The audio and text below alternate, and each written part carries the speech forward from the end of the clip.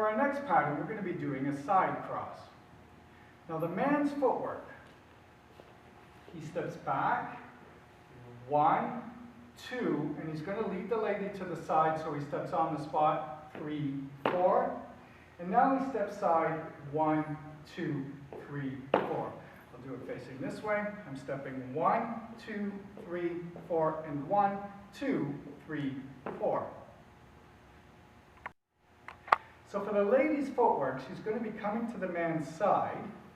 So Melina will break down the footwork. She steps back with her right and turns right as she comes side. Now she walks back and travels the same direction back out.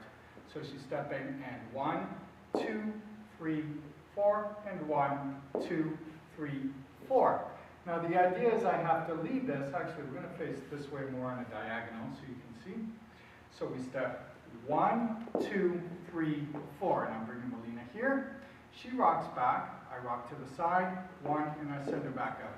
So stepping 1, 2, 3, 4, 1, 2, 3, 4, 1, 2, 4, and 1, 2, 3, 4.